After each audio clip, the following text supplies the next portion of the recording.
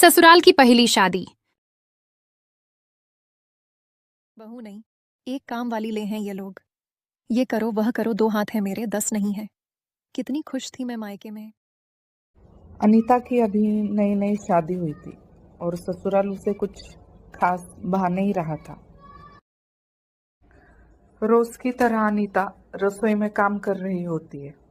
तभी नेहा अनीता को आवाज लगाती हुई कहती है, अरे बहू चाय पिलाएगी कि बाहर से पी आऊं? अरे बहू चाय पिलाएगी कि बाहर से पी आऊं? काश कह पाती कि बाहर से पी आओ, मम्मी जी पर कह भी नहीं सकती, गलती हो गई मेरी। जो मम्मी की बात मानकर करण को हाँ कर दिया था, वरना उस विजय से शादी हुई होती तो नौकर चाकर आगे पीछे घूमते मेरे। लो मम्मी जी, आ गई मैं। लगता है आज गले से खून निकाल के मानेगी आप। लीजिए आपकी चाय। गुस्सा शांत कीजिए वरना तबीयत बिगड़ जाएगी। तेरी सास किसी के लिए खुद का एक बुध पसीना ना भी खर्च ना करे। बहू ऐसे चिल्लाने से इसे तो ताकत मिलती है। इसे कुछ नहीं होगा, हम जरूर बहरे हो जाएंगे। अरे रे, चुप करो जी। पहले तो तुम्हें यही बोली कोयल की कूक लगती थी और आज इसी आवाज से बहरे हो रहे हो तुम। मैं ही काम आऊंगी और कोई काम नहीं आएगा, समझे? पापा जी तो मजाक कर रहे थे मम्मी जी, है ना पापा जी? देखा मेरी बहू कितनी समझदार है। यह समझ गई पर तू नहीं समझी। तभी अपने कमरे से फेस मास्क लगाए साक्षी वहां आती है। ये अच्छा किया। साक्षी बेटी, चेहरे की जितनी केयर करेगी उतना अच्छा है। कल तुझे लड़के वाले देखने आ रहे हैं। चेहरा जितना खिला खिला दिखे उतना ही अच्छा है। हाश जान छूटे जल्द से जल्द, साक्षी की शादी हो जाए और मेरा काम कम हो। अरे ये चेहरे का क्या किया तूने साक्षी? पूरा चेहरा जल गया है तेरा।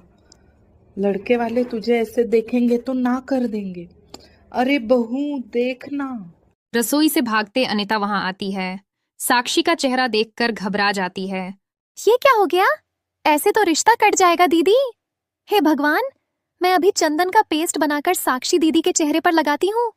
टेंशन मत लीजिए, ये वो ना फेस पैक की एलर्जी होगी। मम्मी जी सब ठीक हो जाएगा।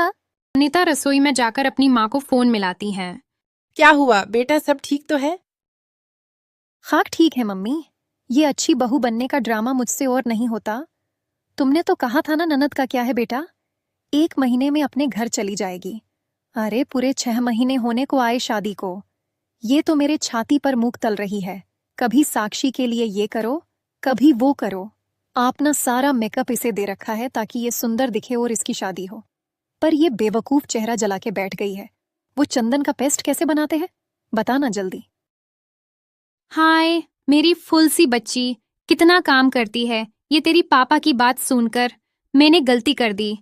उन्होंने कहा था एक लौता बेटा है, बेटी की भी शादी की बात चल रही है। अनीता बड़े चैन से रहेगी। इसे अच्छा तो वो विजय था। तेरे पापा ना किसी काम के नहीं।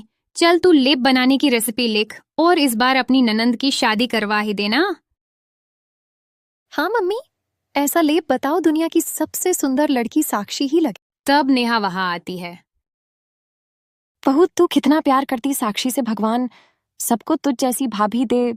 अनीता के दिए लेप से साक्षी का चेहरा ठीक हो जाता है। अगली सुबह 4 बजे उठकर अनीता खाना बनाने की तैयारी में लग जाती है।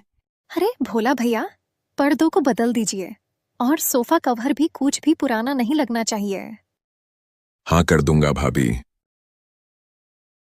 अनीता की आवाज सुनकर सभी जाग जाते हैं। इतनी सुबह सुबह तुमने भोला भैया को क्यों बुला लिया? आज मेरी एकलौती ननंद को लड़के वाले देखने आ रहे हैं। कोई कमी नहीं होनी चाहिए। हेल्पर चाहिए था तो भोला भैया को बुला लिया, और आज भोला भैया मेरा रसोई में हाथ बटाएंगे तो दुकान आज आपको अकेले ही संभालनी पड़ेगी। बड़ा लकी हूं मैं जो तुम इस घर में आई। हाँ भैया, भाभी मेरी बहुत फिक्र करती है।